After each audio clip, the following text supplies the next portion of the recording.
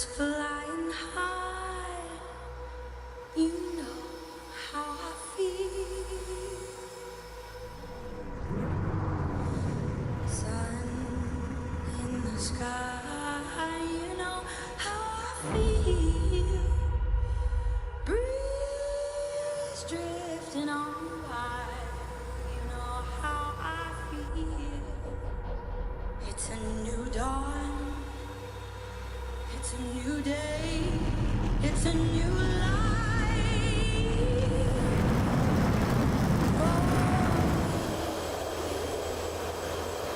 And I'm feeling good.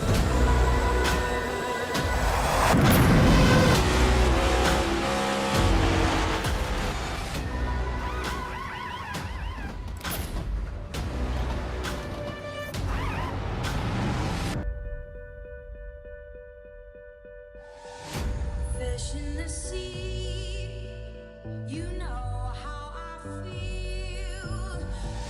River running free, you know how I feel. Blossom on the tree, you know how I feel. It's a new dawn, it's a new day, it's a new life.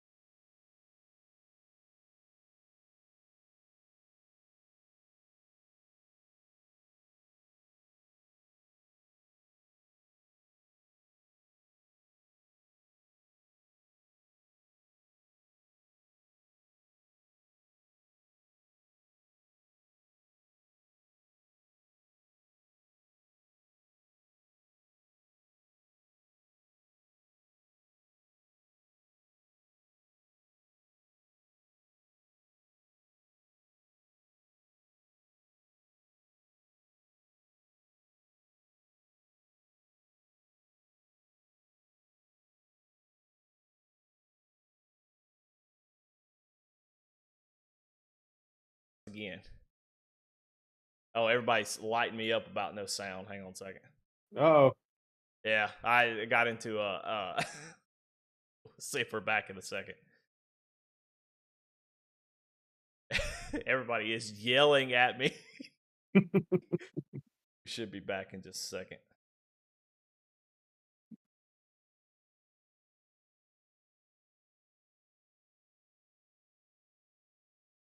I have so many things to say right now, but I'm just waiting on the sound.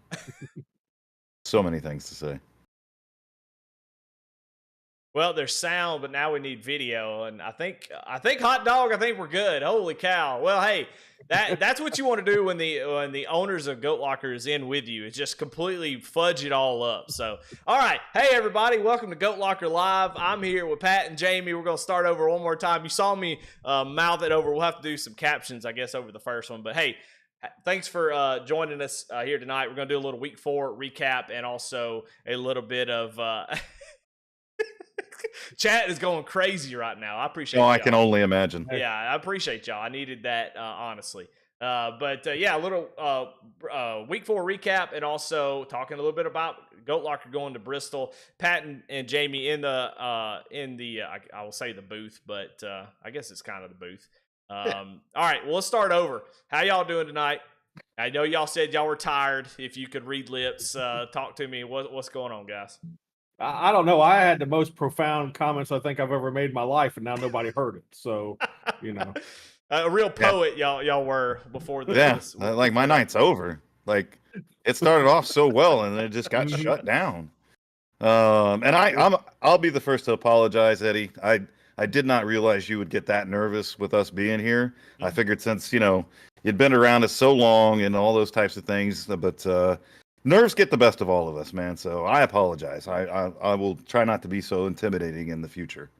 Well, I mean, it's true. I mean, I definitely the nerves got me here with both of y'all in the booth. But hey, got a lot to talk about. We're gonna try not to spend too much time hee-hawing around, and let's talk a little bit about this weekend. Of course, y'all went to Bristol and had some VIP passes, and y'all were able to go and check that out. So, hey, the people want to know, tell us all about it. We got a slideshow here. We got some pictures we're going to show while they're talking, but did y'all have a good time? How much fun did you have? Tell us all about it. Man, it was absolutely incredible. And that first picture that you showed, if we can kind of cycle back to that one, Eddie, real quick. Got it. I mean, those are some really cool guys right there, too. Those are some amazing guys. So this whole thing came together, and I know that we've talked about it a couple different times, and we definitely talked about it while we were there, how this whole thing came together. And this is a product of, Nasty's Restaurant and Bar over there in Hilliard, Ohio. So the gentleman behind us, his name's Tom. He is one of the patrons of that restaurant, and he works for BSI, and BSI provides all the camera and the audio equipment and everything for all the networks. So they are the ones behind the scenes of any broadcast that you see, national broadcast that you see.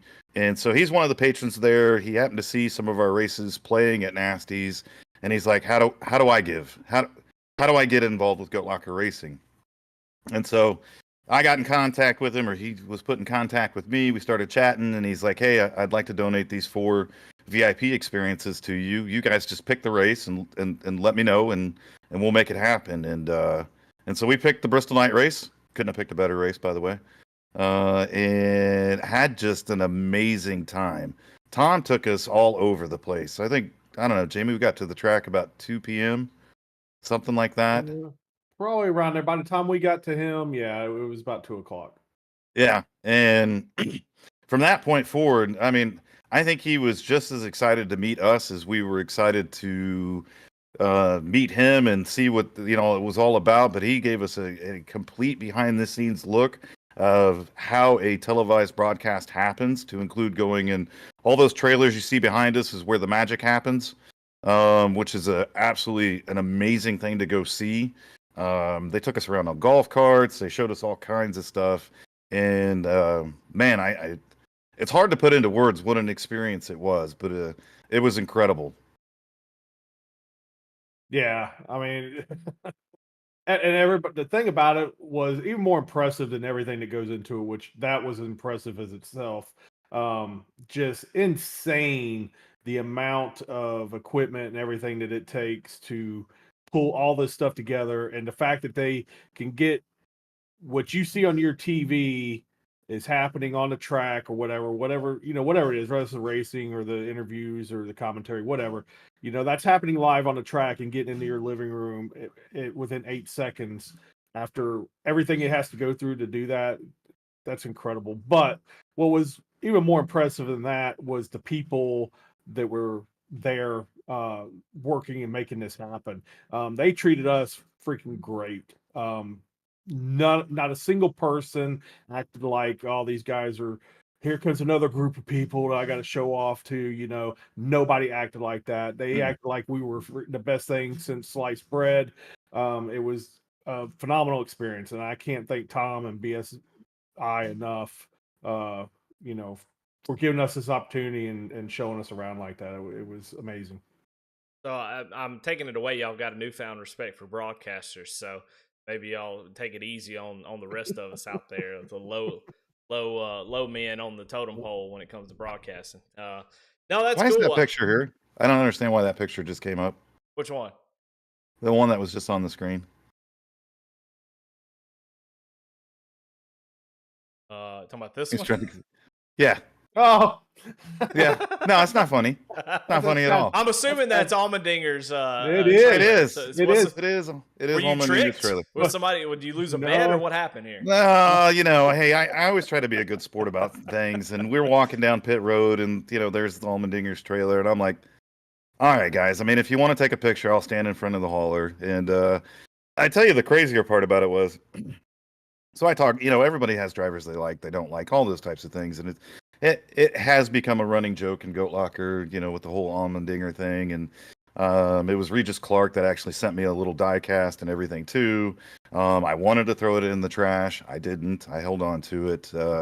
But as we were leaving pit road, so you walk back up the banking of Bristol to go back through the tunnel and all that stuff. And I've got my back to the tunnel looking down, and there's, Jamie and Mike George and Jake are all standing there. And I just see this big grin on Mike George's face. And he's like, hey, and I'm like, what? He's like, Almondinger's right behind you. I'm like, no, he's not. No, he's not. He's like, yeah, he is. And then Jamie's like, he is, man. Turn around. And I turn around, and here comes AJ Almondinger just do down the track. I'm like, of all the times, what are the odds? So did you speak to him? I did not, even though everybody was trying to convince me to. Mike George took off. I'll let Jamie tell his story. It was awesome. Yeah, so I called out to him. I was like, hey, AJ, what? And he responded, unlike another guy that, out of hell with it, Chase Elliott, freaking walked right past us. We said, Chase, man, he just kept on freaking walking, but AJ waved and stuff. And Mike George had a book that he was getting autographs in. Before he saw AJ, he'd gotten Mike McDowell, took a picture of Mike McDowell. Mike McDowell signed the cover of his book. And so he asked AJ, he said, AJ, can I get your autograph? And AJ was like, yeah, sure, man. You got to walk with me, though. So he goes following AJ back down pit road past the cars, which were roped off, right? But he's with AJ Almondinger. So AJ go where he wants to go. So AJ's walking. Mike's following him. AJ signed the book as he walks. And he turns around, he gives him back his book. Mike says thanks. Well, he's probably about 4 cars deep at this point down pit road. Now that AJ Allmendinger's gone, now here comes this NASCAR official freaking just tearing into Mike George. You can't be down there. You can't be down there. And Mike was being all apologetic. I would have had a different approach about it because, hey, the driver told me to walk with him and I'm going down with him. If you got a problem with it, go take it up with the driver, which the guy ain't going to do, right? He ain't going to say nothing to his drivers.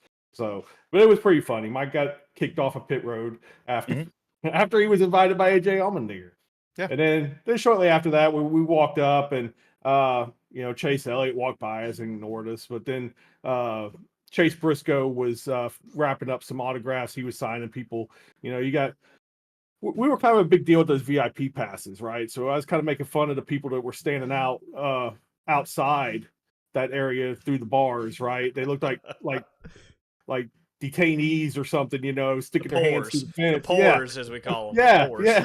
And so he wrapped up some autographs to those people. He was kind of walking towards us, and of course, Mike pulls out his book, and he goes, "Oh, Chase, you signed my book?" And he's like, "Yeah, blah, blah." And during that time, I'm not a big autograph guy. I guess now I've gotten older, autographs just aren't a big deal to me. I would rather have a conversation with somebody, right? That to me means more than you signing something for me. But not trying to take away from Mike George. He had his book. He enjoyed getting it signed. But, I stopped and had a chat with Chase Briscoe, and can't really share what I actually said to him. Wasn't anything bad. I was trying to pump him up for the race, but this is a PG show.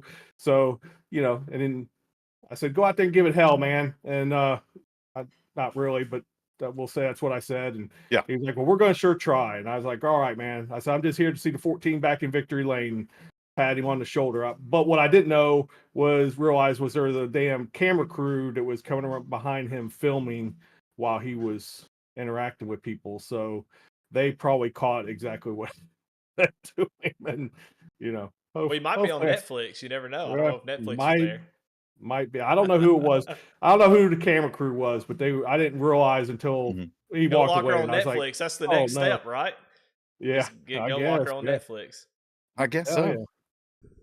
Cussing Chase Briscoe out, but yeah.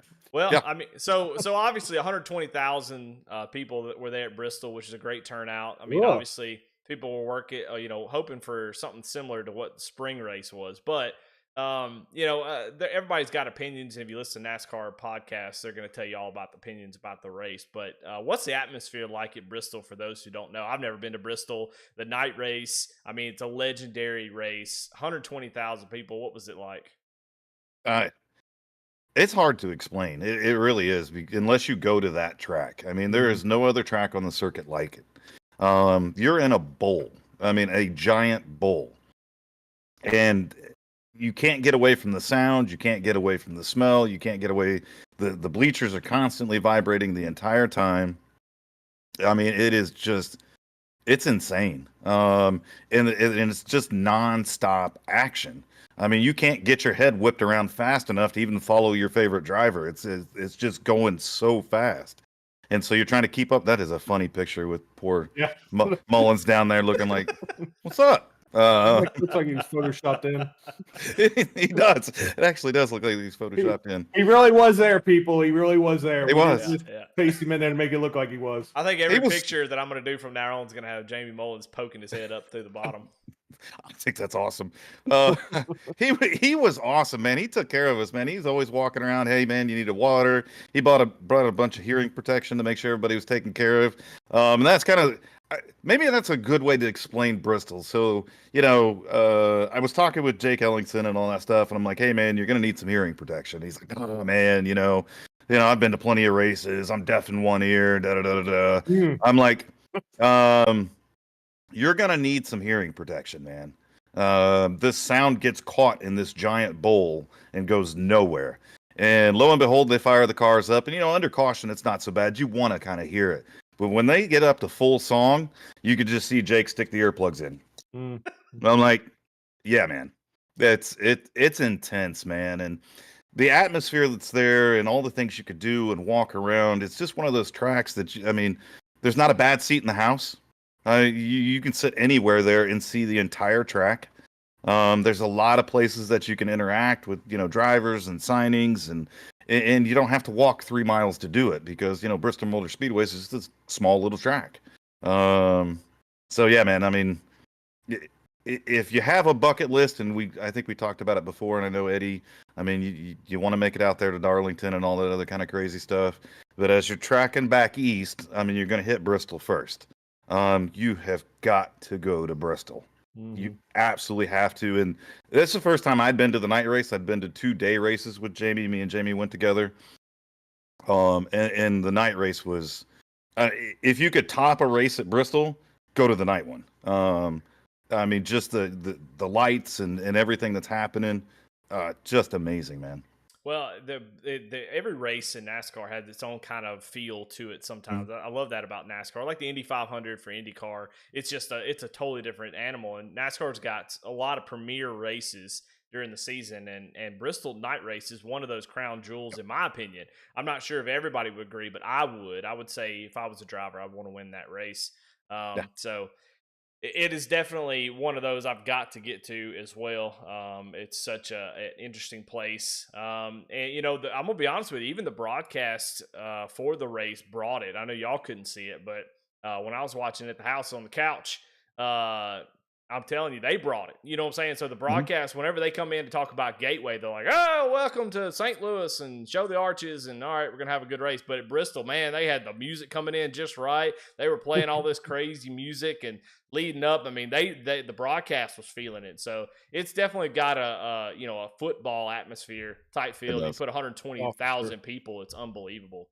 People say that the race was a stinker, but you're gonna have those sometimes. And you were talking about the sound. I think you're absolutely right. When you've got cars nonstop, just Mhm. it never stops. At Talladega, which I've gone to plenty of times, you get the pack come by, and then you got about 20 seconds of chit chats to those who's next to you, and then it comes back around. But at Bristol, I bet it's hard to even have a conversation to the guy next No, to you. Huh? You can't. there's no conversations being had. Nope. It just that's why I tried to tell Jake. I was like, look, the start when they take off, that's one thing. It's going to be loud, but it's not that loud. It's the 10 to 15 laps, 20 laps in. Once it's cars spread around that whole entire track, that's when it is loud because there's no escape from it. You've got the entire track is covered with cars at that point, and it is. Look, I work around airplanes, man. I go out and I will do a start, and maybe sometimes I got my ears on, maybe sometimes I don't. And it's just a quick, hey, I'm just gonna get them going, get out of there. I'm probably not gonna worry about it because it's loud, but it's not that loud. Bristol, that's painfully loud. Mhm. Well, I can't wait to go one day. I'm definitely going to go. It's really exciting. And the race, I love being in person at NASCAR races just because you're able to watch who your driver is. You can focus in on what you want to look at. You're not watching commercials. You're not watching whatever, you're not watching the Allmendinger talk. You can watch whatever you want to watch. And so I think that's what I love about being in Bristol. You can see everything, so that's really cool. But the race itself, I'm sure was just a lot of fun to be at. But talk a little bit about the fellowship. You got to have a bunch of Goat Locker guys come out and spend some time with folks maybe you hadn't met in real life before. Have y'all met everybody before? Or is this new for some folks? No, I mean, there are guys like, and if you, we'll cycle that, that picture right there is everybody that was there. So, Alex Cruz, I've been racing, me and Jamie's been racing with him for 4 years, never met him in person. Cody McWayne the same way.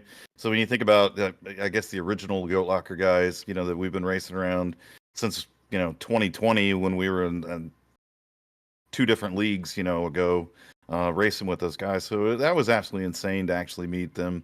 And then, of course, a lot of the other guys that came out that we've been racing a part of Goat Locker, for years now, too. I mean, it was a humbling experience for sure, except for Jeremy Gardner. I can give or take on that guy. But, he showed up anyway, late. But he showed up. Very, very late. Very late, but, hey, we love him anywhere. A cell phone is what he said. Yeah, we love him anyway. But to get, you think about our mission and what we're doing, and yeah, we do a lot of it virtually, which helps a lot of people because they can just log on to Discord, they can jump in our races. That's kind of the whole point of what we do. It's easy to access, and there's this huge support network that is always there for you. But to actually get some of these guys together so they could meet face to face, so we could sit around a fire with a beer and talk and chat. I had an amazing time with each one of these guys, man. To sit around that fire with Jamie Mullins and listen to him talk about certain things and his time in the Air Force, was just absolutely amazing. There's the man himself, Mr. Mullins, who apparently is going to be in every picture from this point forward. But that's okay. I think he'll enjoy that too. And any chance I get a chance, to hang out with my good buddy, Jamie, on the ride down to Bristol, Tennessee, I was telling the guys, I said, the first time I'd seen Jamie since I retired was the Lincoln Tech Car Show. So I retired in July of 2017, and Jamie was at my retirement ceremony here in Indianapolis. I didn't see him again in person until June of this year. And I've seen him twice this year now. And I'm like, this is kind of cool, and to be able to hang out with Jake again. Howie DiSavino was down there as well. It was so awesome to interact with him because, of course, he's had 10 starts in NASCAR between Xfinity and trucks. Big shout out and thank you to Jamie Perkins as well. We got the VIP passes and all that other kind of crazy stuff, but Perkins kind of stepped up to the plate and said, hey, I'll buy a group of tickets, so we can get them all together as well. So so he helped coordinate a lot of it as well. Mike George was awesome too. And of course I had a great time hanging out with Jamie's son, Chase. He's always a blast to hang out with. And, so to be able to do that, to take another step in Goat Locker racing, we keep taking, I don't think we take steps anymore. I think we take giant leaps at this point in time. But this was another one of those giant leaps to actually have this big in-person event. So I could probably sit here and yammer on for hours about what it meant to me personally. I mean, it meant a lot to me personally as well. So I'll stop yammering and let Jamie talk for a couple minutes. But at the end of the day, I do love you, Jeremy Gardner. But we're always going to give you some stuff. It was a blast. Jake probably could have had more fun. If he slept the whole time he was there. That dude fell asleep by stage 2 of the Xfinity race Friday night. So rest of us all hung out on the back porch there at the cabin. I think we were out there till probably about 2 o'clock in the morning. Yeah. Before we finally went to bed. But it was a great time. Then Logan showed up the next morning. And I tell you, there was 2 other people that were there. Chance Taylor and oh my gosh, the name's slipping me. Is it Connor Reed, Cody Reed? No. Yeah, it was slipping me earlier too, and I couldn't remember. I feel terrible. The 2 of them showed up. They're not in the picture. They were sitting at a section, I think a couple sections away from us. So, they were probably just trying to get out of there when the race was over and didn't, probably wasn't going to mess with trying to get back to us. But, so we got to meet them. That was awesome. And, we people were learning about Goat Locker while we were there at the race. I told Pat we had to do a lot of walking Saturday before we actually got in to go down to the infield and stuff. And we were, as we always do, talking about, is this really happening right now? Are we really here with all these guys from the league and getting ready to go down to the pits and all this kind of stuff and our normal thing? And I said I think I'll realize it'll be now I don't lost track of words. It'll be that we've made it moment when we are at a place like Bristol and somebody comes up to us and says, "Hey, you're the Goat Locker guys." That'd be like our made it moment. Well, it didn't happen to us, but it happened to my son when they were sitting up in the stands. We were kind of down by the concession area and people saw the Goat Locker shirts. Somebody saw them and said, "Hey, are you the guys from Goat Locker on iRacing?" So, Oh wow. yeah. So that's pretty awesome. Then during the race, there was a lady that was sitting in front of us. So the group was kind of split up with where we were sitting. Some were kind of off to the left, some were a couple rows right in front of us, and then we were, about 3 rows back from everybody else. And so there was Goat Locker people in front of her and Goat Locker people behind her. And she finally asked Pat, what is this? And he hands her the business card. She pulls up I saw her looking at the website on her phone. And before the race was over, she's turning around and handing Pat $50 saying, "Here's my donation." Wow. Hey, Yeah. that's what I'm talking about. So it could not have gone any better this weekend than what it did. It was phenomenal. Weather was perfect. Mhm. Yeah.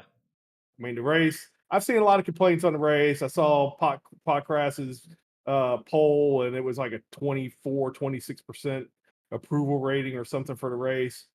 I disagree. It was pretty good race. Yes, Kyle Larson kicked the crap out of everybody, and I guess on TV that probably really doesn't translate well. But there were so many other stories that were going on during that race. It was really good. And then the whole, well, they can't pass. Yeah, they can pass.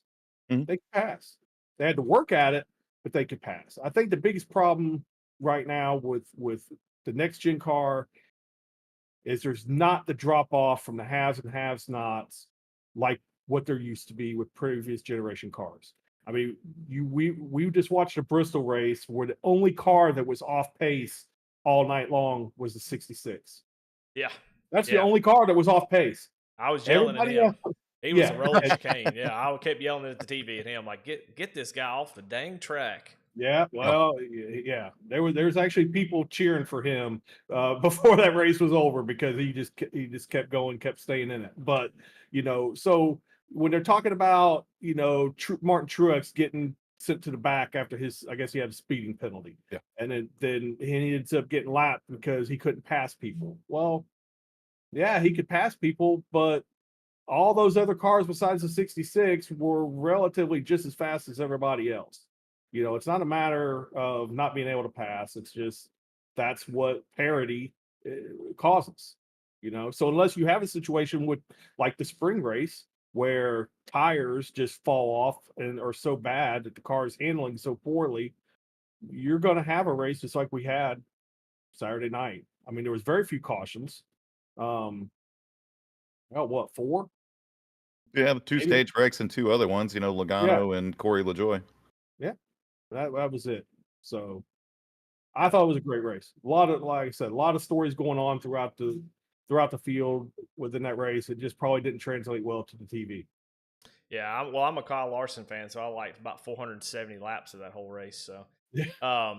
well, we got a couple things. The name that y'all were trying to figure out was Carson Reed. Thanks to chat. Carson Reed. Want to give him a shout out. Didn't want to leave anybody out. And I want to read a couple things from the chat. It's not really to you guys, but just to the stream in general. But Josh Unger in chat saying one of those giant leaps, talking about those leaps that y'all have taken, landed in my life, and I'm super grateful to everyone at GLR.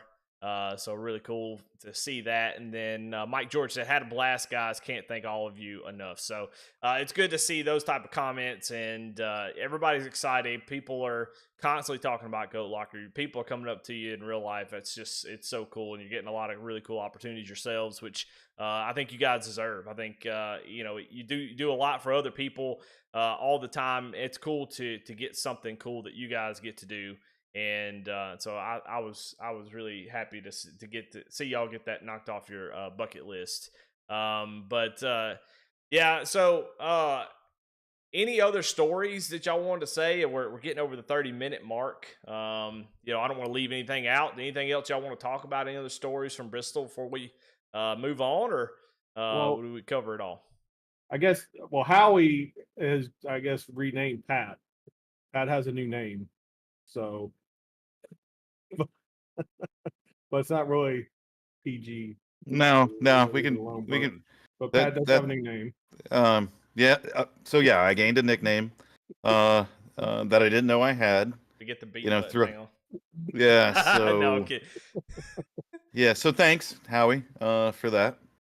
I had an amazing time bonding with that young man. So that was awesome. And then I think thanks for bringing that up, Jamie, by the way. This is what kept happening. If you want to hear the back story on the whole thing. So we're all standing on the back porch, right? And me and Howie are just kind of going back and forth and back and forth and back and forth. A little verbal jousting, which is always a good time, right? And then Jamie just kept kind of egging the whole thing on. And then at one point in time, I'm like, hey, Jamie, you're supposed to be on my team, right? Like we've been lifelong friends, almost 30 years right now. You've met this guy 30 seconds ago and you're on his team. But it provided for some good comedy. And then, yes, a nickname did end up sticking. Again, we won't, there's no need to talk about that right now. It'll come up at some future point in time. That I'm 100% certain of. But no, one of the cool experiences too, and again, thanks Jamie for bringing that up. And we were talking about it before we jumped on here. Was so we stopped at Buc-ee's on the way back home. Everybody knows what Buc-ee's is. If you haven't been to one, go. I mean, those places are just so amazing. And when we were there at Buc-ee's, 2 separate people took pictures of the Goat Locker Racing truck. Now I don't know if they probably didn't know who we were. They just like, oh my gosh, it's a race truck or whatever. And as we were leaving, I just saw one guy fumbling to get his phone to take a picture of our truck as we were going by. And I'm like, how cool is this? We had all of these experiences, and and for Tom from BSI and how excited he was to introduce us to everybody. He's like, hey, these are my friends from Goat Locker Racing. He was super excited, to introduce us to everybody. To go down on pit road, one of the things that happened on pit road too is we got a tour of the 3-hauler. So through another foundation that we're connected with, they were like, hey, when you go there, find the 3-hauler, tell them we sent you, and they'll take care of you. And we're like, okay, I've never been a big, drop the name kind of guy. But I'm going to tell you, it worked in real life, because all I did was walk up, grab one of the pit crew guys. I'm like, hey, these people sent us. And they're like, oh yeah, come on. And they gave us a tour of the 3-hauler. So we got to go through there, got to look up, Austin Dillon's, backup car was still sitting up top and all that stuff. So, I mean, that was super cool. That young lady in the stands to turn around with a message on her phone that just said, "Hey, I looked up your 501c3. What you guys are doing is awesome. Here's my donation." To other people that sought us out while we were there, it was awesome to meet Chance and some of these other people that like, I know you guys are here. Where you at? I want to meet you. I mean, Oh, like I Brandon said, Evans. I forgot about Brandon Evans making an appearance. We were in the pits when he came by, but Yeah. we didn't get to see him. But Brandon Evans was there and stopped by to see Jeremy Gardner and them. yeah. So I mean, um, like Jamie said, I think at one point in time, and me and him talk about it all the time. I mean, it's constant moments where I just got to pinch myself and is like, is this real? And then it's constant moments like that. I mean, um, we know we're making an impact, and to see it happen in real life, was extremely humbling, and I'm glad we could put it together. I'm glad we have all these great supporters that came together to put it together. I'm glad we got some fellowship there at the house.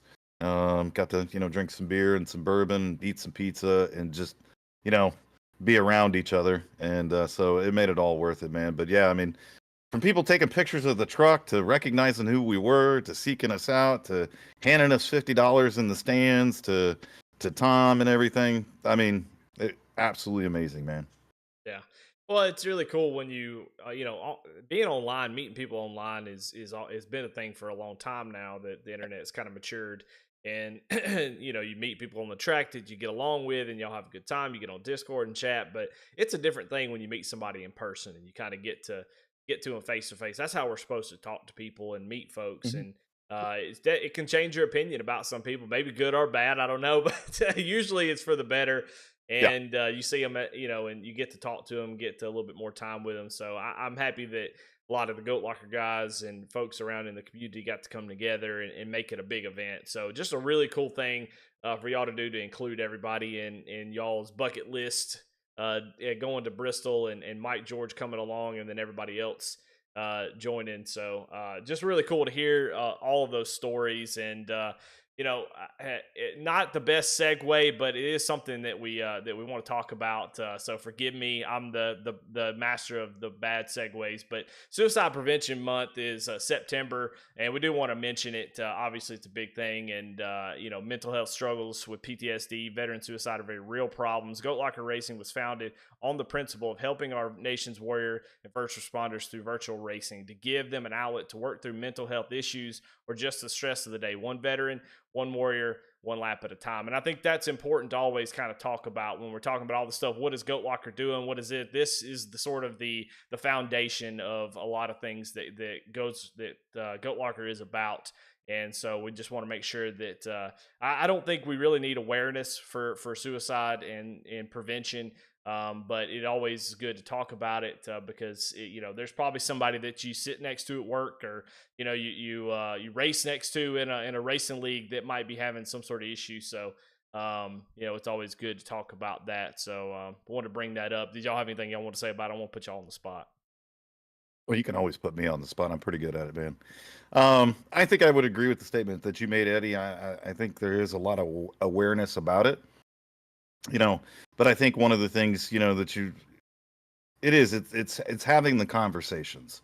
It's opening up and having the different conversations, because the more that we can talk about it here at Goat Locker Racing, the more other people can open up and talk about it as well. And that's kind of the whole point of what we're doing, is to give them an outlet, to give them some place that they can come and talk, and those types of things, because there are a lot of stigmatisms around it. And a lot of times it's very difficult to talk about mental health issues, especially as guys. I mean, guys don't talk about their feelings. Guys don't, especially alpha military guys. We're taught to just go do our job. That's it. End of story. No matter what you've gone through, no matter what you've seen, no matter what you've done, we're just not built that way, nor were we ever taught that way.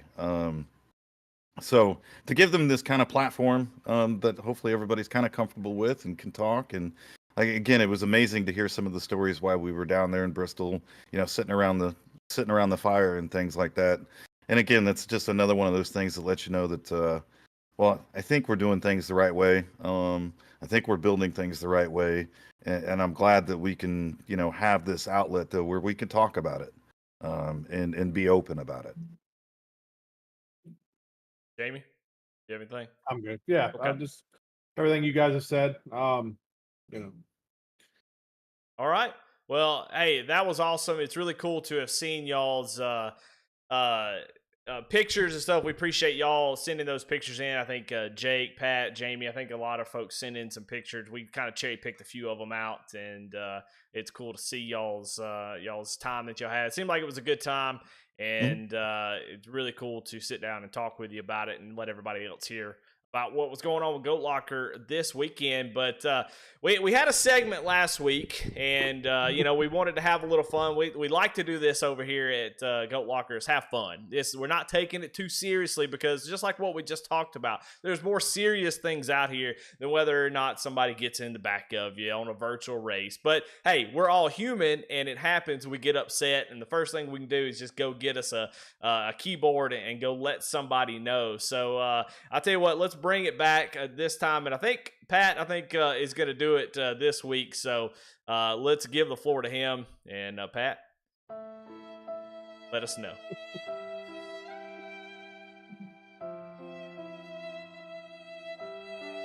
Brother, you're causing the drama. You are.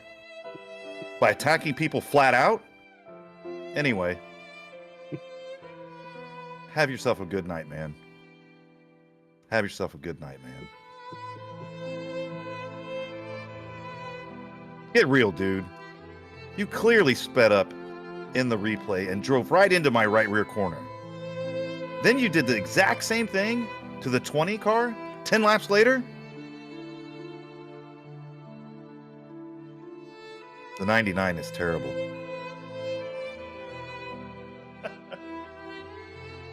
You're a weapon, dude.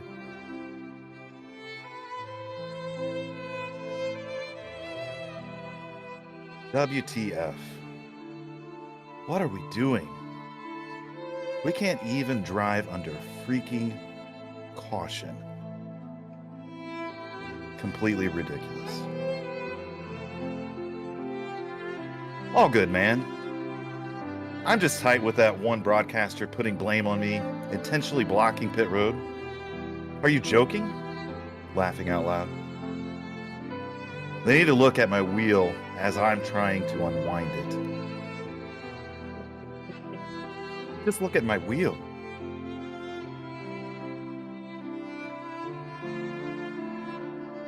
I can agree. But at the same time, there is no other reason for driver A to start from the back, and drive up my ass when I'm giving him a lot of room to work with? It is what it is, I guess. The 99 is terrible. 15 must have turned off his spotter on that restart.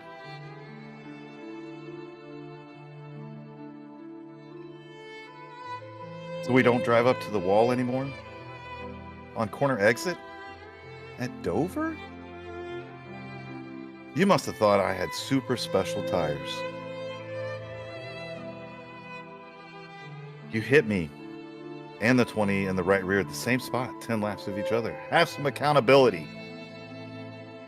Have some accountability.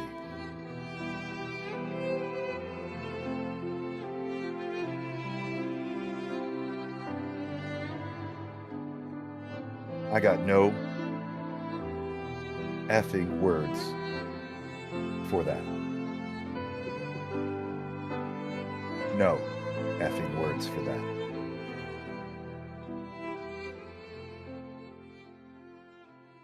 All right. Well, hey. Oh, man, we're back. I think half of those are about Jamie, I think.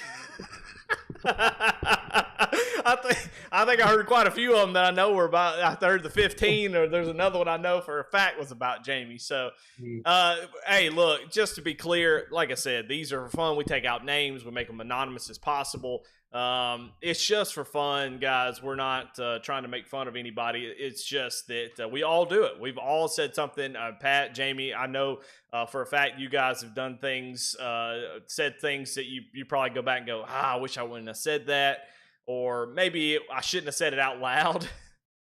And hey, look, I'm in the same boat. We do that all the time. You get turned, you get upset, and you give somebody the finger as they're passing you. It just happens. Yeah. So let's talk about that one there for a second, there, Mr. Eddie Smith. Let's rewind. I don't know, a couple years ago, whatever the heck it was. It's about to be a And yeah, and I think we were at Coda. I said this was anonymous. We're not going to talk about names. Yeah. So, we're at Coda. It was at Pocono, actually. No, it was a road course. No, the middle finger was at Pocono. Oh, well, I mean, as the facts are stated at this point in time. All I remember, I'll never forget it. I was so hurt by it. Yeah, you were. I'm sure you were. But it was turn one, and you just stuffed it into the corner on my outside, and I'm like, what the? And then, yeah. So I did. I gave him the finger, and then I think that was at a point in time at Goat Locker when we were just kind of streaming our own races. Yeah. Somehow this young gentleman, this genius, captured that, and it now became his little icon from that point forward. It was my middle finger. So thank you, Eddie. You're welcome. I got your nickname in chat. I don't know if you want me to say that right now, but I do remember it fondly, and it was hey, we've had some good racing in the past. I think we've competition. We all kind of flip a switch whenever it comes down to trying to win these races because they're so hard to win, and competition has gotten the best of us all the time. I mean, there's not somebody that I drive with that I haven't been like, God, what's that guy doing? So It's part of it. That's why we read those comments, just for fun, just for us to realize, hey, it's just we take those comments and just read them out just for fun. It's haha, that's all it is, nothing else. So if your comment was in there, we tried not to make sure you were part of it, and it wasn't known, but I hope y'all enjoy that. Pat, you did a good job. But we've got to get in. We are 45 minutes into the pod now, so let's get into some of these races this week and talk about some of you guys out there that are watching, and jump into some of these races. And we're going to start with Tuesday night. So we're going to watch these videos that three of them Taylor Kitchens, I believe, did for the TikTok. Some will be short. They'll be funny, but they'll kind of highlight the race, and then we'll talk a little bit about it, each one. And try not to keep everybody. I know a lot of you out there are tired and ready to go to bed. So let's jump into these and talk about these races. Knock it over the door. Into the inside. Goes Cody McElwain, and that's all it took. Onto the front stretch. And Cody McElwain is going to win here at Watkins Glen. I mean, great call by the announcer there. He did a fantastic job that whole night. Very tough to do a Watkins Glen broadcast, no cautions, and call it like that. And I think it was a good, solid broadcast from, I think it was V-Speed. I think is the broadcaster. But so the Tuesday night Xfinity Series, one of the best racing cars on the service. I think the ARCA car may be the only one, and we'll talk a little bit about that later. But this season has picked up. We are 4 races in, and Cody McElwain comes in, and I want to say he dominated, and the podium thing says he dominated. But I think Cody himself would say he did not dominate, because Michael Kostick was on his heels all night long. Those two, if you've ever raced around Goat Locker, Rebels, spending time you get to a road course, those two always find themselves up to the front. Cody is unbelievable, but Kostick, you put him in a stock car on a road course, he's hard to beat. And that first part of the race, Cody got out front and was just checking out, and then I want to say he slid through or just had a slow stop. Oh, he was too close to the wall on his pit stop and lost a little bit. And Lucas Lyon was also right there at the beginning of the race. He made an awesome move early to try to do that, but little pit stop strategy for Kostick got him out front, and boy, I thought they were going to have an amazing battle to fight it out to the end of the race. Kostick's so good. He doesn't make any mistakes, so Watkins Glen, it's hard to pass. And you saw right there, lap car, no fault of the lap car, just, hey, Kostick trying to decide where the car was going to go, chose the wrong way, and Cody was able to find that opportunity to get by him, and takes the victory. So Congratulations to Cody McElwain getting the win. Well deserved. He was probably the best car that night, but also good job to Caustic and Lucas Line. But y'all two were in the race. What was it like for y'all? Watkins Glen, Xfinity car. You like that combo? What was how'd your race go? And yeah. I guess I'm gonna go. Yeah, I've really enjoyed road racing here recently. Over the past couple of years, got a couple wins, last year on the road courses. But yeah, anytime Cody shows up to the track, I mean, the man is just unbelievable at road courses. But all in all, I think we had a really good race. I mean, sometimes you typically can see, some of the guys that are laps down just because they made a lot of mistakes and all those different types of things. But we really didn't see that. I mean, most guys were running at the end, still on the lead lap, and out there hustling it. And then, the great part too is, you talked about some of the lap cars and those types of things. Guys were honestly trying to get out of the way, and sometimes it's really hard to do at a road course. There's not too many places to escape to get out of the way, and guys were doing an amazing job of just trying to get out of the way and not affect the race whatsoever. So yeah, congratulations to Cody. I think I ended up finishing 7th that night, 6th or 7th. I don't remember. Had a pretty solid race, I thought myself, but there's thanks for some guys in that series that can sling a stock car around a road course. Well, I kind of said, Cody and Cossack were, and I said this in the broadcast, Cody and Cossack are kind of S tier when it comes to stock cars. And then there's like this, sort of bigger A tier. And I think, Pat, I think you've kind of turned, I don't know how, I can't think back far enough. There's so little road courses from time to time, but it seems like maybe your qualifying is not where it needs to be, but during the race, you always seem to move forward, get up into the top 5 during road courses. Is that something you've always been good at, or is it just here recently, or what is it? No, it's been the past couple of years. I mean, and I think a lot of working in different disciplines of cars. I mean, running the 24 hours of Daytona year after year after year has helped me tremendously in stock car racing. Just learning how to brake, how to turn, what the car can handle, getting comfortable shifting, braking and shifting at the same time, I think is what really gets you comfortable. Because when you have all of those things going on, I think that's where you can get a little off when it comes to road course racing. But when it's kind of second nature to you, hey, I'm braking, I'm shifting, and all those different types of things, that's really when you start to pick up speed at some of these road courses, and then you just start dialing in the things like your brake pressures and learning how deep you can really get into it and where to set those brake pressures. And I don't know, I've just really started to enjoy it. Well, that's the key, right? Is enjoying it. Yeah, and I've been able to keep up. I'm not in Cody's level. Maybe one day I'll get there. But I keep up with some of the A tier guys. I've went out there and beat Ryan Pendleton heads up, and he's an animal on these road courses. I beat him in the next gens last year at Watkins Glen, and and things like that. So I really look forward to him now. How'd your race go, Jamie? It went fine for being a road course. It was fine. I got in the top 10 there. Next to the last lap, I think I finally got around. Was it the other Mullins? Can't remember who it was. I think that's who it was. Jesse Mullins. Yeah. I think I passed him late. But if that's what race obviously only had 40 laps, but if there was more laps to it, I was catching Brian Provo, which to me that's a huge victory right there. That I'm not just staying with him, and let alone the fact that I was faster than him at the end. So I was happy with it. I think that's the most competitive road course race that we've really ever had, because usually most road course races we do is Cody shows up, kicks the crap out of everybody, and it's not even close. And this time around, there was a battle up there, and it wasn't just with him and Michael Kostick. I mean, there was several people that ran really well up at the front that made that a competitive race. So I think it's our best one yet. Yeah, fantastic race. And what we're going to start doing here is talking about points a little bit. They still really aren't fleshed out just yet with 2 drop weeks. The way that it works is every once we hit the third race, it's going to drop to your worst weeks on iRacing. So the points aren't completely fleshed out, which is why we haven't talked about it. We're not going to spend a whole lot of time, but just to highlight who is where. And you can see there, Caustic, Cody McElwain, and Jacob Ellingson sitting atop the standings. After a road course, it's obvious that they're going to be up there towards the front. So only 2 races count so far, but you see the 3 wins by those drivers. Then you got Chris Sawyer there with the win at the beginning of the year, so he is locked into the playoffs.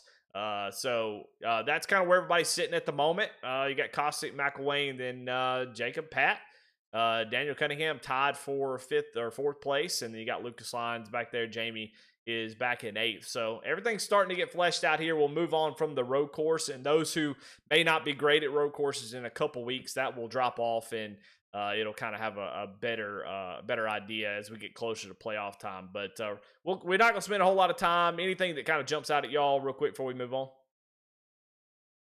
No, you mentioned something about, Chris Sawyer, and I'm not saying this to point out Chris Sawyer specifically, but you mentioned about him being locked in with that win. That is true, but we also do have our minimum race requirements that you have to make to be eligible for the playoffs. So yes, win does lock you in, but you can't just win a race and then say, all right, see you back when the playoffs start. It doesn't work that way. So for everybody listening, make sure you're making that minimum, which I believe is 7 out of the 10 is the requirement. So just throwing that out there. There you go. Well, Hidden Wit Brewery is the sponsor of that series, and so far it's been really good. So I can't wait to see how this one's gonna continue up. But we're gonna move on, try to scoot through these, not spend too much time, try to get y'all out of here. We're already a little bit behind. Pass me a donut? What's a donut?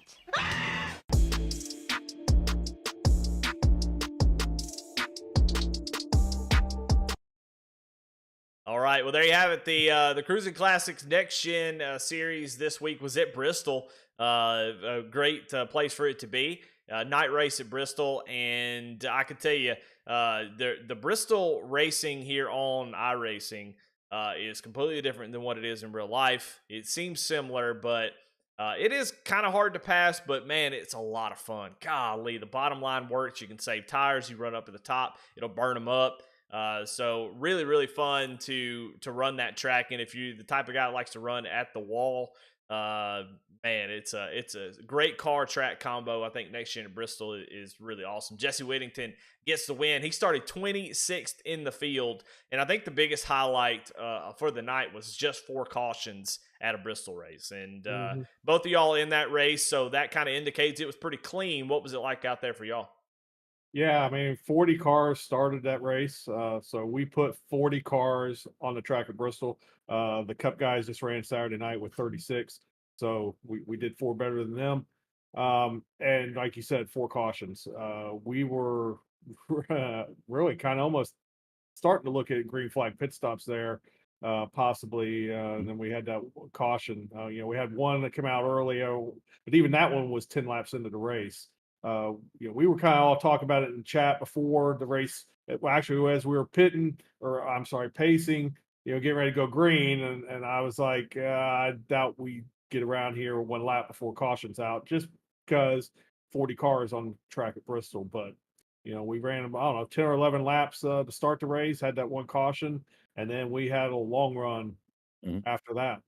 So everybody did a phenomenal job of being patient, I'll say, and just kind of keeping their cars where they needed to be. And didn't get the results I wanted, but it was a really good race.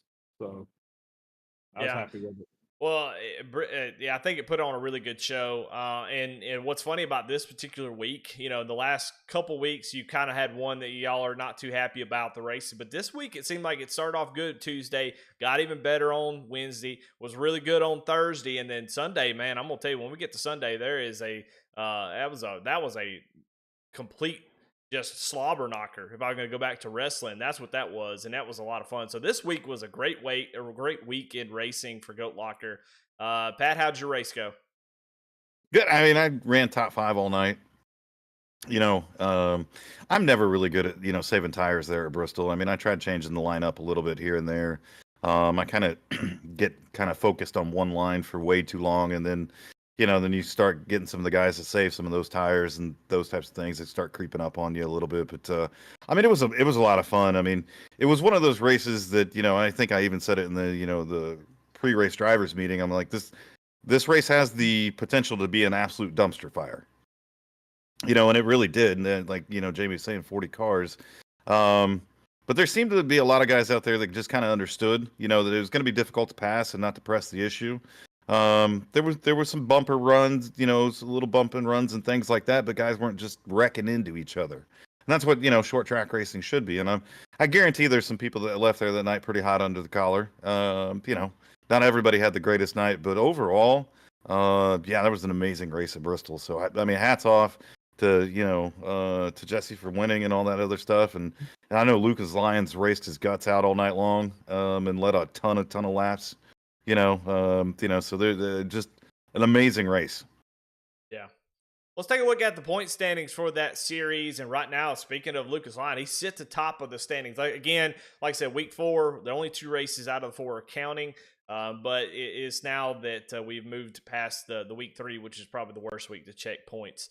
Lucas Lyon sits atop the standings with that 1 win. Of course, JJ Moore there right next to him, also with a win. Then Caustic Patrick and Daniel Cunningham. It seems like it's almost a dadgum other than JJ Moore, and it seems to be pretty similar to the Tuesday night series. But you see Jake Collins there, Jesse Nekula, Tyler Justice, Sam Milliken, George Jewell, Jeremy Garner, all those guys, and let's see, Jesse Whittington down in 14th. He got the win, so he's locked in. Logan Sturgeon got a win as well. Of course, he will.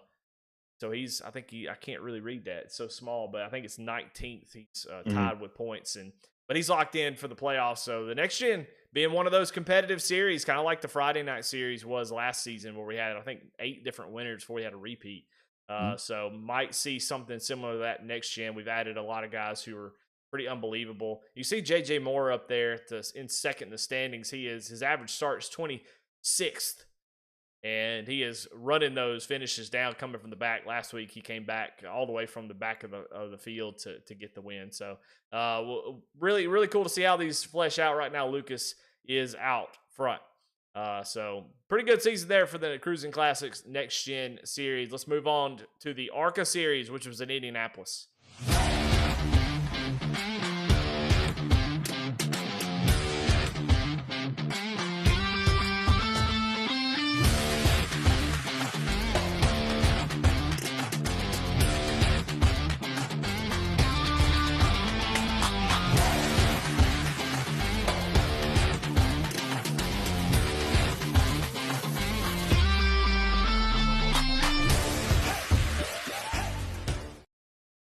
Shout out to Taylor Kitchens, man. What a great job she's doing on with these things. They're so cool. They're all different, they're not all the same. They've got some funny ones like the next gen one, and then you got this one, which is just a badass one. So a lot of really cool editing and stuff on this one. And I was in this race. I can talk about it. Neither one of y'all were, so I'll take the lead on this one. Golly, Indy and the ARCA car. What a fun combination.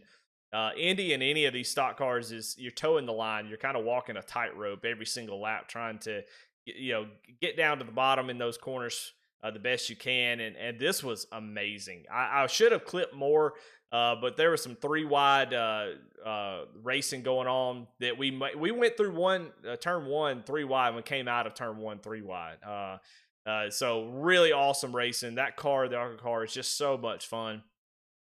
Jonathan Cofield does get the win, and Tyler Justice going to get his second amateur division win of the season. So Tyler Justice is kicking butt and taking names in that the AM version. Had a lot of Apex ended last week. So a lot of Apex guys. Tracy Passons came over. He started on the pole. I started right next to him, and Jonathan Cofield gets the win. But it was a lot of fun. I gotta say, I had so much fun racing with those guys. I don't get to get on track very often at Goat Locker. So when I get out there, it's just like I'm at Disney World. I get out there and I want to ride all the rides. I want to race this guy. I'm going to race this guy. I'm going to go 3 wide because I know I can do it with certain folks. You get on track, you know who you can race certain ways with, certain guys you can't do it with. And that night it was full of guys that I could, and had a little accident getting on pit road and went to the back and got to race with some new folks and work our way back to the front. And I burned them up at the end, y'all. Been out of practice trying to run down Keith Dadgum Haney. Boy, he really came out of the woodworks in that race, led the last little bit, and he was unbelievably strong. Got to the back bumper of him, could not get a run. I kept trying to back up a little bit to get a better run, just couldn't do it. He was just completely locked down. So hats off to him. Cofield gets around me, starts to hunt down Keith Haney, and with a couple laps to go, just a few laps to go, John Cofield able to get around him and take the win. He was pretty lights out as well. So that was a fantastic race. I had a lot of fun. Really glad to be a part of that one. And we'll take a look at the point standings for that one as well. And we'll move on through it. What's going on here? Messing up again. There we go. Mike George, of course, with his 2 wins, is out front in the Pro Series. Of course, hats off to Tyler Justice there, who's got 2 wins in the amateur division, but still sitting second overall in the points. That kind of shows his strength. That's pretty impressive. Yep. To be considered an amateur and you're sitting second in points overall. So really, really cool to see that. Cofield with the win. But it's been Mike George's sort of playground for a while. Chance Taylor did get the win last week at Dover, which if you didn't watch that end of that race, pretty incredible. He was 4th with just a few laps to go. And there was a 3-way battle for the lead. And Chance Taylor comes out and steals that win and puts himself into the playoffs. So he sits there in 3rd. Rusty Rafferty in 4th. Jacob Ellingson there in 5th. He'll be a player. Andy Kurtz, who we had a bounty on last season in this car, has yet to get into the win column. So I know he is looking to try to remedy that. Keith Haney, we talked about him. Lucas Lyon was unbelievably fast as well. Outs Cruz there in 9th, and Jamie Mullins in 10th. So that's the points for the Veterans for Life ARCA series. One of the best series we got going on right now. We got some guys, it's really beginner friendly. You got Josh Unger running out on track. I saw him out there. And go ahead, Pat. Well, I don't want to just interrupt the man, so interrupt me. I just do one of these numbers right here. No, I think the ARCA series has been doing phenomenal. We've talked about it before, the splits between pro and AM and those types of things. And I'm not going to go any further than that. I think it's working awesome. I think the guys really love it.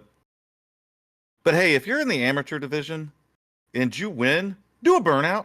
Give us something to work with. Let's get some action shots here. When I'm doing the graphics in the morning, and Mike George or whoever sends me the pictures, Jake sends me the pictures most of the time. He's just got to try to find the AM winner somewhere on track and get like a shot of him. If you win the AM division, go celebrate. If you win that race, man, get out there and celebrate. Have a good time with it. Give us some good pictures to put up on social media. Give me something to work with when I'm putting graphics together in the morning. I mean, you won just the same as anybody else. So do some burnouts, man. Yeah, I couldn't agree more. So we don't have the points split up into, I think it is sent out. I don't have them. I'll get those for next week, and as we're getting more into points, I'll have the split divisions.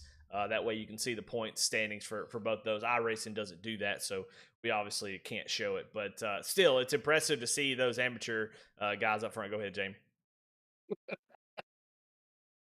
So you before we get off this, you mentioned that Unger was there Thursday. Was that his first race? If he's still in chat, let's throw it in there. How do you feel like it went? Well, he said in chat a little bit ago, he said, I got to check the roster to see who the 99 is. He might be one of my new best friends. Don't worry about the 99. 99's terrible. Don't worry about the 99. Yeah. So yeah, just Josh, if you're in chat, let us know. I'll read what you said.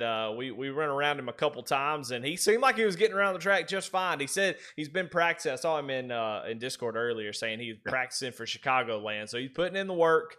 That's what you got to do in iRacing. You got to get those laps in. If you don't, you're never going to get any better. So he's out there doing it. And he says right now, you guys are super fast. Josh, tell us how your race went. He says, I got a lot to do. Well, give us the rundown on the race. We'll read it on the podcast. But Yeah, while you're that's typing what I that want to out, hear. I want to Yeah. know how he felt it went. Not, Yeah. I don't really care what anybody else thinks about, whether he was good or bad or whatever. That doesn't matter. I want to know his thoughts on how it went for the first time out. There you go. Of course, if you don't know, Josh Unger, recipient of the sim rig from Goat Locker. Pat delivered it himself. We played that video last week and all the broadcasts. So if you hadn't seen it, you can go check one of those out. I'm not going to play it again, but yeah. So he has been out on track first week in the seat, as they say, and I think he's having a lot of fun though, and that's the most important part. So, looking forward to seeing how he progresses, gets better, and I'm sure the way he was talking in Discord, we'll see him in victory lane for too long. All right, well, Friday Night Truck Series was not in action. We took off for you guys going to Bristol. Obviously, a lot of you guys that are in that series are going to be out, so y'all moved it to the off week of October 4th. And so we'll pick up Bristol. I think was where we're going to be, Bristol there. Mm-hmm. So I think we're at Milwaukee next week. Yep, this week, yes. Oh yeah, this week. That's right. So be hitting up Milwaukee. That'll be a lot of fun. But Bristol will be on the 4th. But I'm gonna tell you right now, this call is gonna be a little bit long. Try not to take too long. But this call by McConey Entertainment was pretty incredible. So I'm going to kind of step back and y'all just appreciate this call that this guy put it on this race. And of course, it's easy to call a race and put a call like that when the racing is as good as this was right here. They were also at Indy in the trucks. Check this one out. Stevens with that absolute power move now sets his sights on one more pass to make for the lead. He's got the 4 tires. He's got the speed. He's coming to the 2-lap signal. He's going after that number 17 machine. He is absolutely going for it all here. The penultimate lap begins. They're going with the snake. It's the Indianapolis tradition. Duke trying to just hold off Stevens. He misses the corner. I should say Lyons trying to hold off Stevens, but up into the wall. Tail slaps. They both got way up high, and the lead goes to Stevens. But the fight back down low. Is there anything left in the tank for the 17? Oh my goodness, I almost thought with that contact that we might be able to see that truck in 3rd place get back to the lead. We still got a few more turns to go. Coming to the white flag. It's still Lyons with a chance to overtake the 24. Duke still trying to get a little bit of energy here. Down the inside through turns 3 and 4. Coming back to the front straight. It's Stevens still in the lead. And Lyons once again tail happy and into the wall. Duke to try and take second. He does. The white flag is out. Benjamin Stevens, 1 lap to go. This race has been turned up on its side with Benjamin Stevens late charge to the front. He knew he had to make the moves to get into the lead. He knew the laps were dwindling. It was all he had, and he gave it till the very end. Benjamin Stevens is gonna win it here at Indianapolis Motor Speedway in spectacular fashion. What a great call, and I'm gonna be honest. Maybe if y'all don't know his name, I think it's either Dylan Cole or Cole or Jeremy Briggs. And I'm sorry I didn't really lock that down. It's either one of those two, but both of them did a great job. But whoever that was on the lead call, man, what a great call to the finish there. Got to give those guys props. That was really exciting. Of course, there at the end, that finish was pretty unbelievable. But trucks at Indy, very similar to the way the ARC is. It's a lot of drafting. It's a little bit less power, not as much rotation, and it makes for just running on razor's edge, trying to get speed around there, using the draft to your advantage. And how about that battle between Stevens and Lyons there at the end? Lucas trying to get that win, but Stevens able to get around him. Lucas gets into the wall, and Stevens able to get the win. Did y'all have a chance to go back? I'm putting y'all on the spot, but did y'all have a chance to go back and watch that race? Nope. All right. I was gonna throw that one at noob. Well, quite tied up today. So yeah, that's fine. That's fine. Well, I tell you, I kind of skimmed through it myself and watched as much as I could. But that Sunday series is pretty exciting, and they are putting on some really good shows, some really good battles that have been going on in that series. And it's hard to start up a new truck series, especially when you already have one on Sunday nights, and to come out and be successful as that one has been. A lot of faces that we may not know in other series racing that one, and I think that's really cool. So looking at the point standings for this one, David Duke there in the at the top spot of the points with his one win. Brett Bieber also got a win, and then Benjamin Stevens there last night got the victory at Indy. Chance Taylor there in fourth. Fifth is George Jewell. Brandon Wallace tied with him, along with Michael McCarthy. James Kaufman, Colton Lanford in ninth, and Kendorian Davis in the top 10. Andrew Player, Michael Klein. A lot of those names we don't see very often. They just run the Sunday night series, and that's great. That the Sunday night series is doing exactly what it's meant to do, which is bring in new faces, bring folks into the fold that maybe can't run during the week. And Sunday night's a great night for iRacing. But they've been doing a really good job on Sunday night, and I can't wait to see who gets the. That's been, I mean, every series has been really competitive. Nobody is kicking butt in any series, and Sunday night's the exact same way. So been a lot of fun. If y'all watched any of the Sunday night races?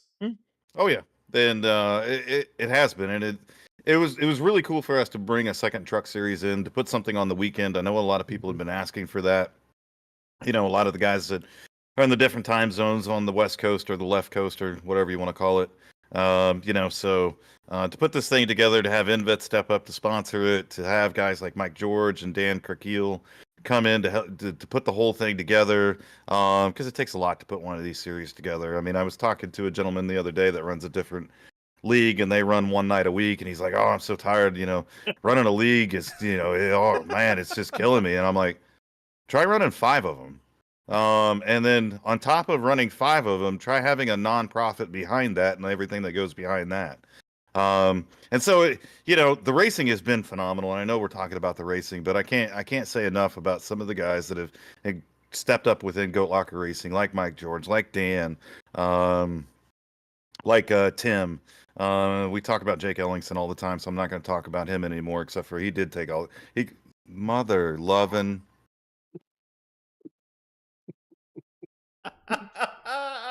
Go ahead, Pat. Sorry to interrupt you. Go ahead. Finish your thought.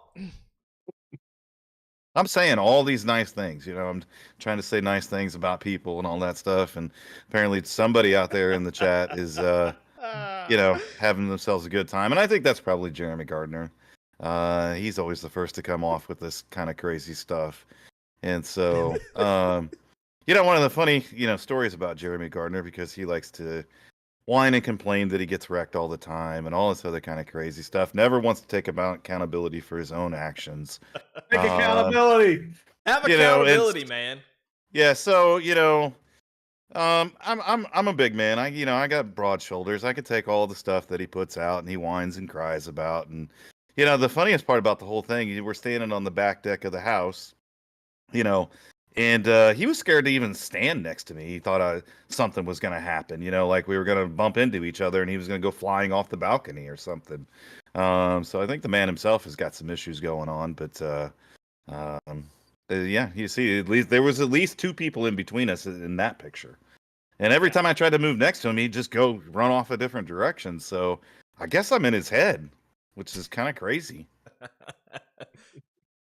Oh, me. Well, I'll tell you what, it's what an incredible week of racing. I think, y'all had a really awesome time at Bristol, and we definitely appreciate y'all coming on talking about all that. I mean, some stuff I hadn't heard, and that's really cool to see that